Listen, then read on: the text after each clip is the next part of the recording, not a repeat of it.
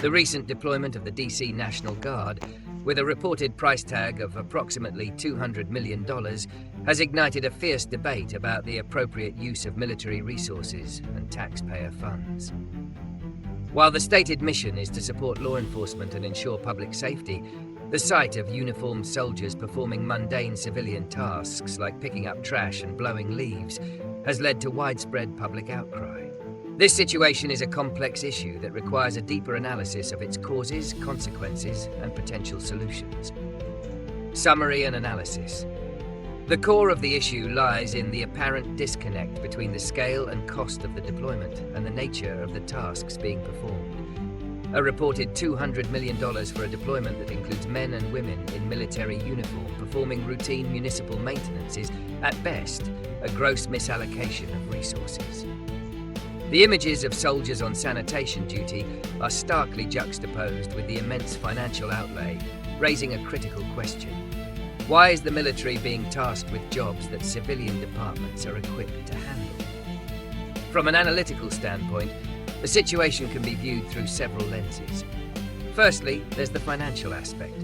At an estimated daily cost of over $1 million, the deployment's long-term financial implications are significant. This money could be used to address other pressing needs, such as funding for local law enforcement, social programs, or infrastructure projects. The high cost also reflects the inherent expenses of military mobilization, including pay, housing, food, and logistical support, even for seemingly simple tasks. Secondly, there's the operational and legal perspective. The DC National Guard is unique in that it falls under federal rather than state control.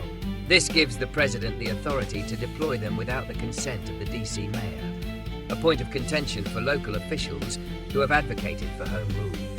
This federal control allows for a broader range of deployment scenarios, blurring the lines between military and civilian roles. The use of the Guard for non-traditional duties also raises questions about the Posse Comitatus Act, which limits the use of the military for domestic law enforcement. While the Guard in a specific status is exempt, the spirit of the law, which aims to prevent militarization of civilian life, is a central part of the discussion. Reasons and consequences. The reasons behind this deployment are multifaceted. Ostensibly, the mission is to address a perceived crime wave and enhance public safety. However, critics argue that the deployment is a political show of force designed to project an image of strength and control. The decision to use the National Guard for tasks that could be handled by city workers may be a result of the perceived urgency of the situation or a lack of coordination between federal and local authorities.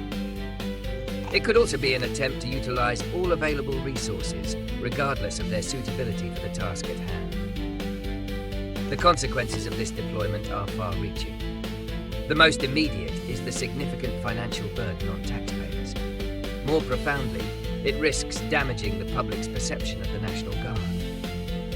The sight of soldiers on sanitation duty can undermine the public's respect for the military and their crucial role in national defense and disaster relief. It also sets a dangerous precedent, normalizing the use of military forces for tasks that should be reserved for civilian agencies. This normalization can erode the clear separation between the military and civilian life, a cornerstone of American democracy. Furthermore, it creates a sense of unease and tension within the community, as a militarized presence on city streets, even for seemingly benign reasons, can be intimidating. Predictions and solutions. Looking ahead, it is likely that the controversy surrounding this deployment will continue. There will be increasing pressure from lawmakers and advocacy groups for greater transparency and accountability regarding the mission's objectives and costs. The debate over the DC National Guard's unique federal status will likely intensify, with renewed calls for local control. To address this issue, several solutions could be explored. The first and most immediate step is to provide a comprehensive and transparent accounting of the $200 million expenditure.